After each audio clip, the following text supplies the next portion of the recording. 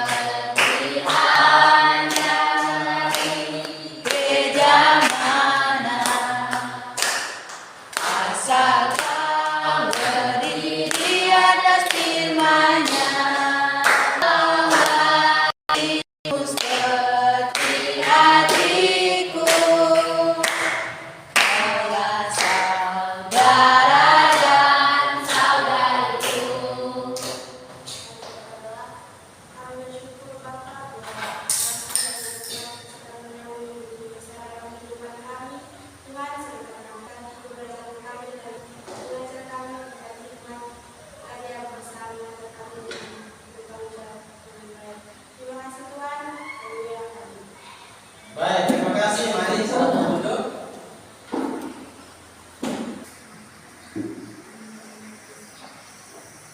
Siapa yang tidak hadir pada hari ini?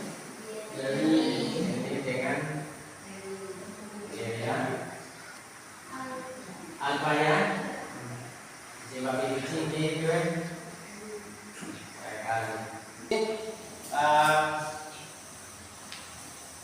Bapak tanya dulu. Kemarin siapa yang tidak gereja? Angkat tangan yang tidak beribadah kemarin. Jujur. Kering ada di mana? Ada ya.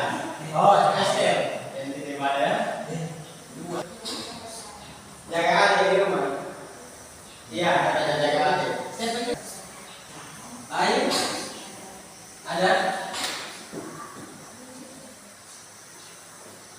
Sekarang katanya dulu yang ibadah. Ibadah kemarin? Tidak. Di papa di ayat di mana? Kita papa. Lupa. Ya. Dulunya, tidak bawa kita. Bagaimana dari ibadah tidak bawa kita? Siapa yang ibadah? Ayo ibadah. Khotbahnya di mana? Lupa. Tidak bawa kita. Ada. Materi kita hari ini adalah pagi hari ini materi kita di kelas 9 ini adalah gereja yang hidup di dunia. Dalam materi ini ada ayat referensinya. Ayat referensinya kita buka dalam 1 Petrus pasal 2 ayat 15. Kitab 1 Petrus pasal 2 ayat 15. Baca ayat referensinya 1 Petrus pasal 2 ayat 15 sampai dengan ayat yang ke-25. Kita baca bersama-sama dalam nama Tuhan Yesus. 2, 3. Sebab inilah kehendak Allah, yaitu supaya baik kamu mengungkap kebencian orang-orang bodoh. Hiduplah sebagai orang-orang merdeka dan bukan seperti mereka yang menyalahgunakan kemerdekaan itu untuk menyembunyikan kejahatan tetapi hiduplah sebagai hamba Allah. Hormatilah semua orang, kasihilah saudara-saudaramu, dan takut akan Allah, hormatilah raja. Kemudian 1 Petrus pasal 3 ayat 15. Sama-sama kita baca 2, 3. Tetapi kuduskanlah Kristus di dalam hatimu sebagai Tuhan, dan siap sediakan pada segala waktu untuk memberi pertanggungjawaban kepada tiap-tiap orang yang meminta pertanggungjawaban dari kamu tentang pengharapan yang ada padamu, tetapi haruslah dengan lemah lembut dan hormat.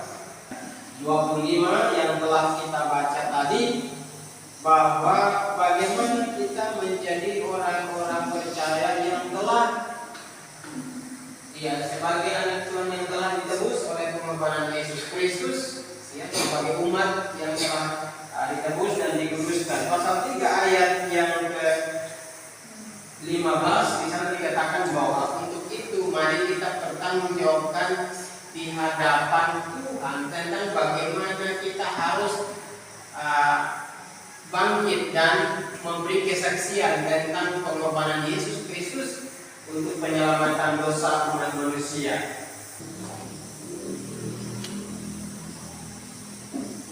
Mengapa Allah menempatkan gereja di tengah dunia? Kemudian bentuk pelayanan gereja kepada sesama. Yang pertama itu adalah mensyukuri karya Allah melalui perubahan-perubahan baru dihadirkan gereja di tengah dunia. Jadi kita bisa dapat mensyukuri karya Allah yang membawa perubahan bagi gereja di tengah dunia. Kemudian kita bersikap sebagai orang percaya pada karya Allah melalui perubahan-perubahan karya yang dihadirkan gereja di tengah dunia. Jadi kita bisa dapat berkarya orang percaya melalui perubahan yang terjadi. Kemudian dapat menganalisis karya Allah melalui perubahan baru yang dihadirkan gereja di tengah dunia. Yang keempat, satu, membuat refleksi mengenai karya Allah melalui perubahan baru yang dihadirkan gereja. Indikatornya, indikator pencapaian kompetensinya adalah mengakui karya Allah membentuk gereja di dunia. Jadi Allah yang membentuk gereja itu bertumbuh. Jadi maksud itu adalah kita sebagai umat Allah sebagai gereja. Kemudian menunjukkan sikap hidup yang bersaksi di tengah dunia. Referensi tadi 1 Petrus pasal 3 ayat 15 dikatakan bahwa kita akan diminta pertanggungjawaban terkait kita bersaksi. Yang ketiga, menjelaskan mengapa Allah menempatkan gereja di tengah dunia. Jadi apa tujuannya Allah menempatkan kita di tengah dunia? Terus kita bisa dapat menyebutkan bentuk-bentuk pelayanan gereja bagi sesama. Kemudian keempat, membuktikan cara hidup beribadah di gereja dengan mencatat apa yang ada dalam persekutuan. Jadi bukti kita hadir beribadah, kalau kita catat apa notes-nya, pokoknya tentang apa pesan penting yang disampaikan oleh pelayan Tuhan, apa ayat hafalannya kalau ada. Tujuan pembelajarannya melalui kegiatan pembelajaran menggunakan model complex basic learning yang dipadukan dengan teknik ATM, pendekatan saintifik menuntut peserta untuk mengamati, membaca permasalahan, menuliskan penyelesaian dan mempresentasikan hasilnya di depan kelas. Selama dan setelah mengikuti proses pembelajaran itu, peserta didik diharapkan dapat yang pertama, peserta didik dapat menjelaskan mengapa Allah menempatkan gereja di tengah dunia. Kemudian yang kedua, peserta didik menyebutkan contoh bentuk pelayanan gereja bagi sesama. Dan yang ketiga, peserta didik mampu mengasihi karya Allah melalui bentuk gereja di dunia. Keempat, peserta didik mampu menunjukkan sikap hidup yang bersaksi di tengah dunia. Kelima, peserta didik mempraktikkan cara hidup beribadah dengan menceritakan terkait materi kita tentang gereja di tengah dunia. Maka saya akan bagikan LK-nya untuk kalian kerjakan. tentang mengapa Allah menempatkan gereja di tengah dunia.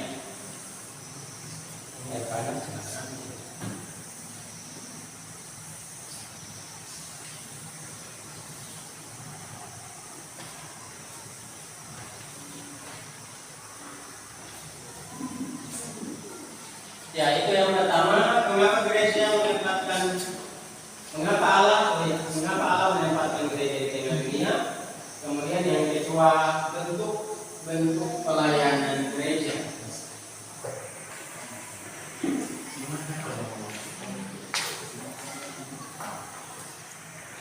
Diskusi, sama-sama diskusi di sini supaya sama-sama memahami apa yang menjadi pertanyaan. Baik, kalau sudah selesai didiskusikan, sudah? Yang kelompok ini sudah? Oke, dipersiapkan untuk presentasi. Siapa yang presentasi duluan? Apakah kelompok 2 atau kelompok 1?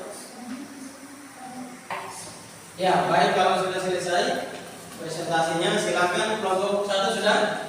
Sudah? Kelompok 2 sudah? Ya. Oke, baik. Kita mulai dari kelompok 1 yang akan mempresentasikan hasil diskusinya. Terima kasih kesempatan yang diberikan kepada kami. Kami dari kelompok 1 ingin mempresentasikan tugas yang diberikan kepada Bapak Guru secara giliran. Pertanyaan pertama, mengapa Allah menempatkan gereja di tengah dunia? Untuk mengusahakan kesejahteraan umat manusia di dunia, dengan mengusahakan persatuan dan kerjasama yang baik antara satu dengan yang lain. Bentuk pelayanan gereja menghidupkan manusia dan memberitakan Yesus Kristus yang menebus kita dan mempersatukan kita. Maukah Anda menjadi gereja untuk bicara di dunia? Ya, agar kita menuntut orang untuk melayani dan memberikan kesaksian kepada dunia tentang apa yang telah dilakukan Yesus Kristus bagi umat manusia dan seluruh alam semesta. Peserta didik diminta untuk menuliskan contoh bentuk pelayanan di gereja masing-masing. Ibadah umum, ibadah sekolah minggu, ibadah rumah tangga, ibadah bapak, ibu, pemuda, ibadah asing di bulan 11 sampai 12, Natal, Tuhan, Valentine. Terima kasih. Baik, terima kasih untuk presentasinya.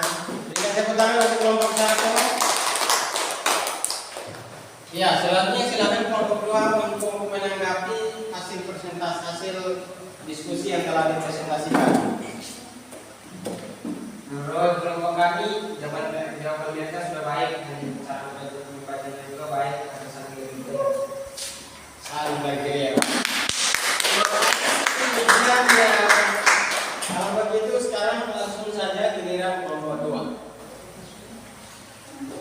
Selamat pagi semua. Selamat pagi. Terima kasih atas kesempatan yang diberikan.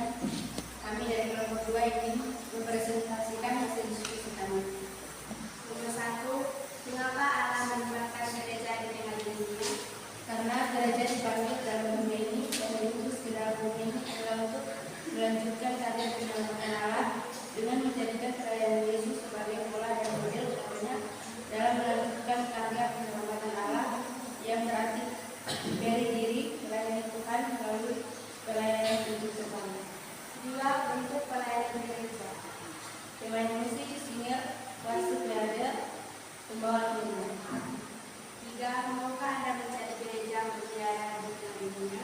Kita ingin membawa orang-orang ke dalam gereja agar kita bisa sama-sama menjadi generasi terbaik.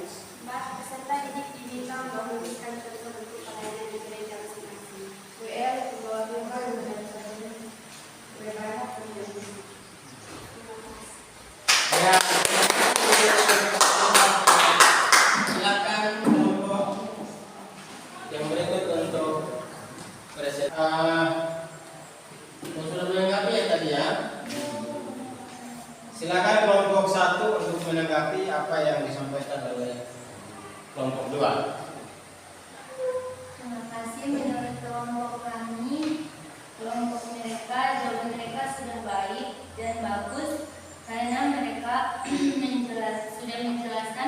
Mengapa Allah menempatkan gereja di tengah dunia? Hanya satu saja yang kurang, suara mereka kurang jelas. Terima kasih. Ya, di aplaus dulu buat yang sudah presentasi. Masukannya adalah kalau berikutnya presentasi suaranya yang kencang dong. Pakai mic nanti ya, kencang.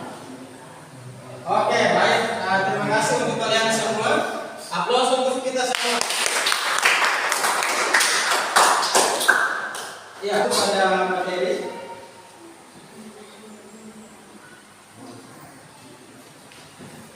Ya, sebentar ya. Materi kita tentang bagaimana gereja di tengah dunia. Ya, menjadi gereja di tengah dunia sesuai yang pembacaan kita yang kita sudah bacakan di sebelumnya, dan juga dalam 1 Petrus pasal 1 ayat 1. Di sana Petrus mengeluarkan surat ini kepada orang pendatang yang tersebar di seluruh provinsi di Asia Kecil, yaitu Kekaisaran Romawi. Dan kita juga lihat di sana beberapa di antaranya mereka ini mungkin adalah orang bertobat menanggapi khotbahnya pada hari Pentakosta, telah kembali ke kota masing-masing. Jadi peristiwa hari Pentakosta di Yerusalem, ketika orang-orang berkumpul di sana dan pencurahan Roh Kudus terjadi bagi mereka, juga dalam Kisah pasal 2 tentang bagaimana Petrus berkhotbah dan banyak orang bertobat di sana. Setelah itu mereka kembali dan bersaksi buat keluarga mereka di daerah asal mereka, sehingga dikatakan ya mereka bagaimana memperankan diri mereka sebagai gereja yang bersaksi di tengah dunia. Ya, kemudian gereja yang menjadi saksi di tengah dunia itu juga adalah orang percaya, disebut sebagai pendatang dan perantau. Ya, dalam 1 Petrus pasal 11 untuk mengingatkan mereka bahwa kejiatan mereka sebagai orang Kristen adalah di dalam dunia yang membenci Yesus. Dikatakan bahwa kita menjadi orang Kristen di tengah dunia ini, dunia yang membenci Yesus, kita sebagai peziarah di bumi ini. Ya, kita menjadi peziarah, kita hadir untuk apa? Memberitakan Kristus yang telah menderita bagi semua orang. Ya.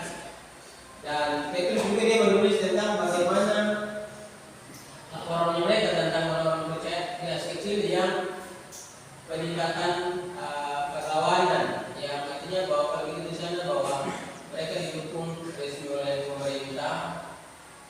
Ya, itu bagaimana juga mereka menentang orang-orang percaya. Ya, kita juga lihat bahwa bagaimana Petrus memiliki cara pandang para gereja di tengah dunia. Yaitu dia mengatakan bahwa dia bersama dengan para rasul meyakini bahwa gereja itu berasal dari dunia, tapi kata dunia dalam perjanjian baru mengacu pada sistem dunia yang berdosa. Jadi walaupun kita berada di tengah-tengah dunia yang berdosa ini, itu menurut pendapatnya Petrus. Kemudian yang kedua, dunia dimaksud di situ adalah orang-orang berdosa.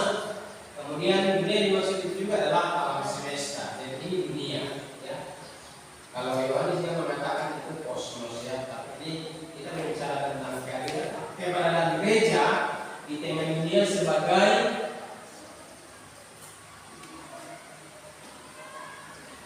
gereja di tengah dunia sebagai umat Allah, ya, ada di tengah dunia yang ada. Ya. Tetapi juga kita lihat bahwa gereja berasal dari dunia yang berdosa atau sistem orang pada dalam orang dan juga alam semesta yang sudah jatuh dipilih dan diselamatkan melalui pemberitaan Injil. Ya, jadi seperti contoh kalau kita urutkan kembali gereja yang memberitakan gereja yang dunia adalah mereka yang berasal dari Yerusalem setelah peristiwa Pentakosta. Mereka yang tobat Petrus terus pulang ke kampung asal mereka sampaikan firman. Itu mereka adalah gereja yang bersaksi di seluruh dunia, dan Injil yang mereka beritakan itu kemudian membawa keselamatan. Peran gereja sebagai peziarah dunia, ya, dalam semangat Petrus dengan menjalankan konsep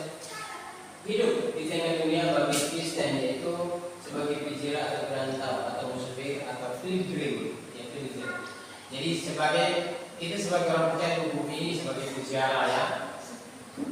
Ini bagus peziarah begini dia bawa laptop ya. Ini tidak sentuh. Tapi kalau harus pakai casnya di mana ya? Numpang cas di warung kopi barangkali. Ya, sayangnya dikatakan bahwa konsep peziarah ini paham sebagai cara hidup orang Kristen selama abad sudah disalah pengertian. Jadi orang peziarah, bukan kita disuruh berjalan ke sana, tapi kita berada di sekeliling kita, ya, untuk bisa dapat menyampaikan firman. Jadi kalau dalam bagian firman Tuhan dia bilang kita menjadi saksi itu mulai dari Yerusalem, dari Yudea, Samaria dan sampai ke ujung bumi. Jadi menjadi gereja memberitakan itulah kita tidak harus jauh-jauh berkeliling dunia untuk memberitakan, tapi kita mulainya dari mana? Dari keluarga kita, dari teman kita, sahabat kita, sanak saudara kita, dan kemudian meluas baru sampai ke ujung bumi. Ya dikatakan demikian. Jadi menjadi gereja, menjadi peziarah di muka bumi ini. Selanjutnya kekeluaran konsep ini berantau datang dalam sejarah gereja, berantau berkembang dikatakan bahwa konsep hidup Kristen sebagai peziarah ini tidak alkitabiah. Banyak orang mengatakan bahwa ini tidak alkitabiah karena memang kalau kita lihat di sini adalah bahwa kalau mereka pahami pemahaman gereja sebagai peziarah bumi terlalu luas, bahwa memang tidak masuk akal. Apakah gereja atau Tuhan disuruh keliling dunia untuk dikatakan bahwa mereka sudah menggenapi apa yang maksudnya firman Tuhan sebagai yang mereka bersaksi? Tidak. Tapi kita mulai dari hal yang kecil. Dari mana? Dari sahabat kita, teman kita memperkenalkan Kristus, itu juga kita sedang melakukannya. Ini misalnya contoh, ya. Orang buat kasih dirikan bendera, dianggap dia sudah keliling dia, tapi dia pegang bendera lain, dia sampaikan berita tentang pembebasan, ya.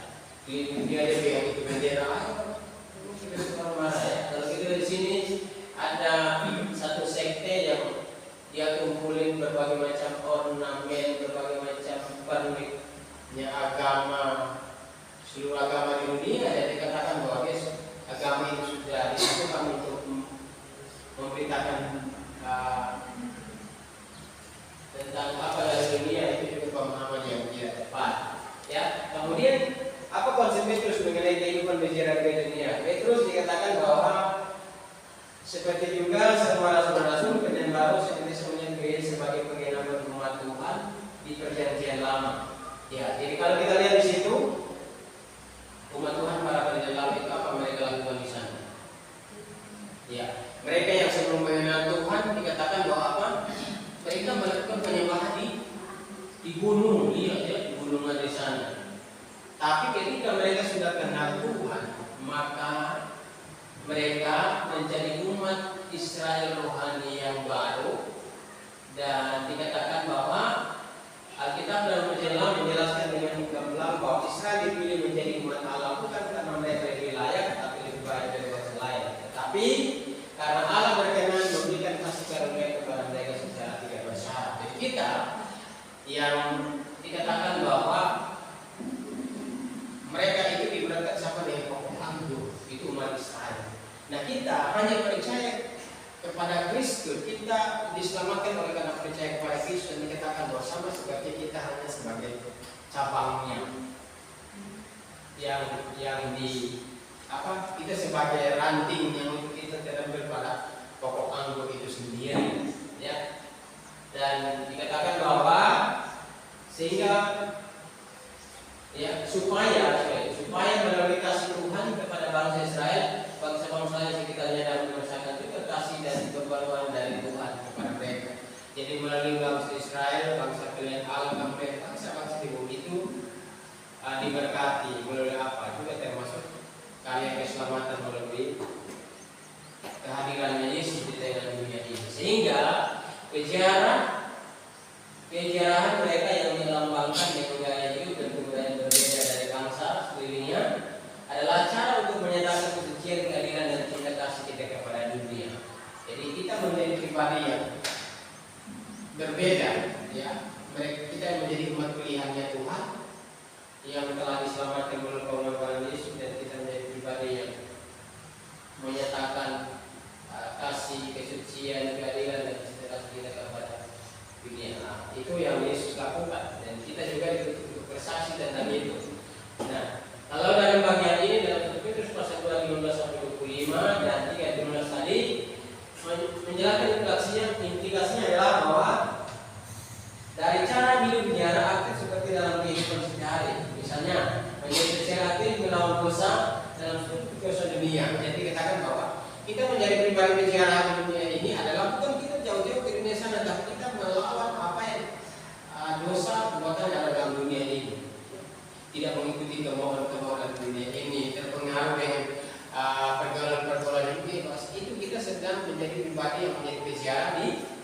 ini, tidak terlibat dalam pergaulan bebas, ya pengaruh obat-obatan, ya, narkotika dan lain sebagainya. Menjadi penjara aktif menjadi duta Kristus dunia. Jadi kita menjadi duta Kristus di tengah dunia ini. Bagaimana cara kita menjadi gereja di tengah dunia?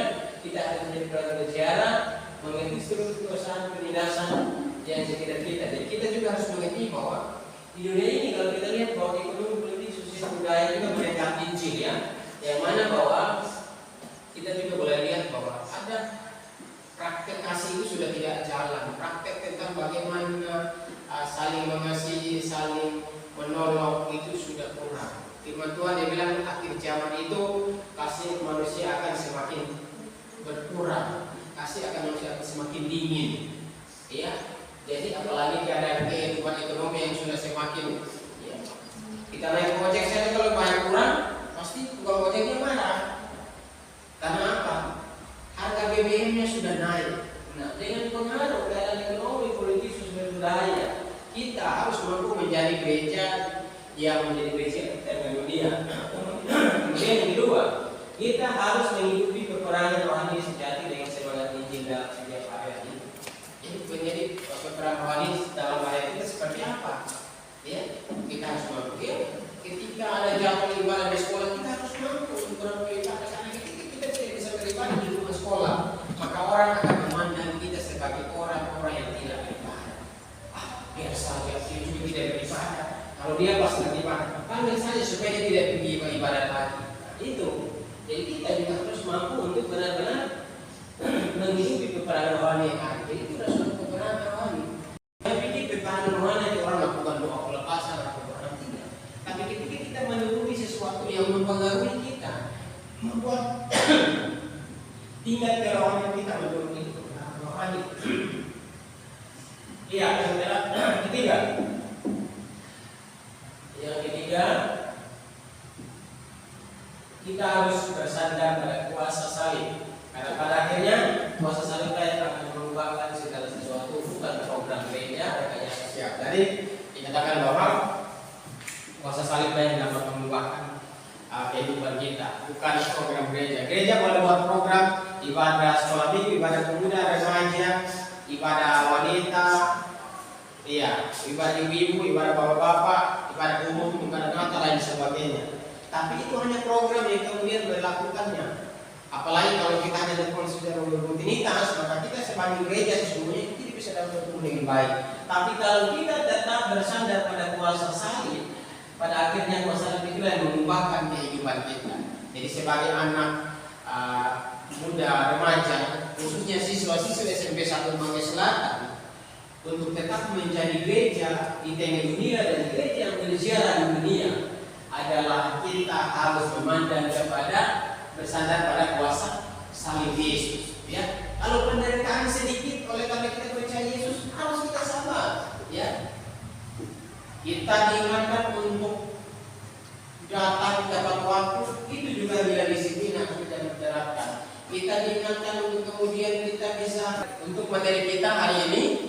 Sampai di sini, silakan ada yang bisa ditanggapi, ada tidak dipahami tentang materi ini sebelum kita tutup. Penjelasannya sudah baik. Kelompok yang kedua, bagaimana? Ada yang ditanyakan? Tidak dipahami dari materi yang ada?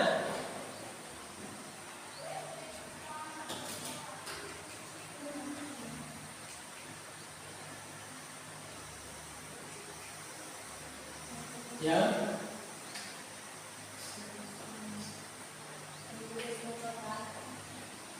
Ya.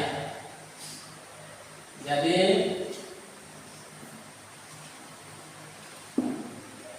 kalau tidak ada pertanyaan,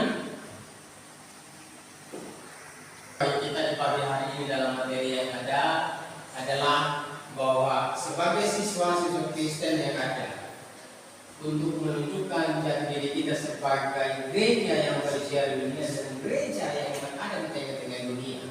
Hari ini kita berbicara dunia. Dunia itu luas, tapi hari ini mari kita persempitkan dunia itu.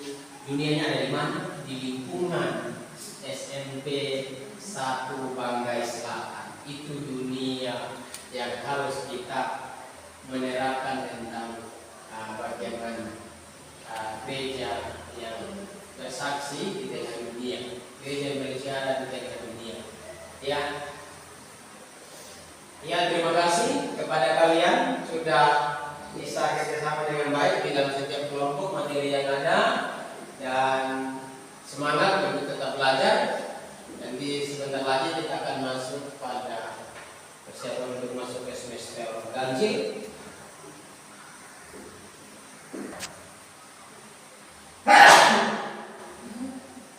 Sebelum kita menutup, ya, ada tugas rumah. Tugasnya kalian adalah laporan kegiatan ibadah yang diikuti di gereja masing-masing. Jadi ibadah apa saja, kalau diikuti ibadah remaja, dia laporkan siapa yang khotbah, natsnya di mana, temanya tentang apa, buku mingguan, ya, jadi kan satu buku mingguan, ya. Sebelumnya kan sudah, jadi ini Pak ingatkan kembali, ya. Baik, mari kita bagi berdiri untuk kita menyanyikan satu dengarkan dan kita nyanyikan bersama lagunya.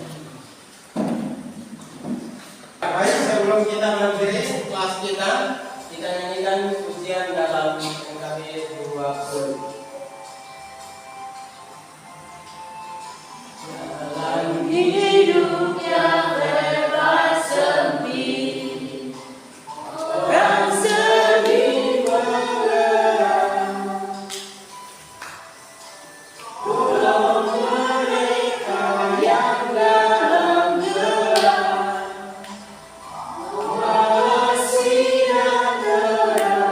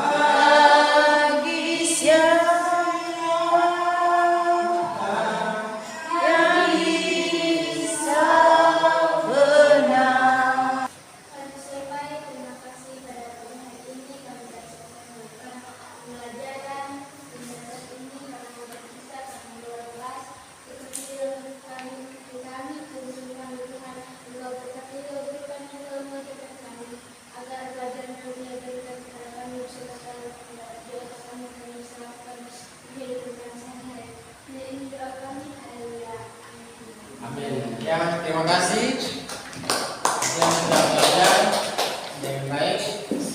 Tuhan Yesus memberkati. Halo. Berdiri.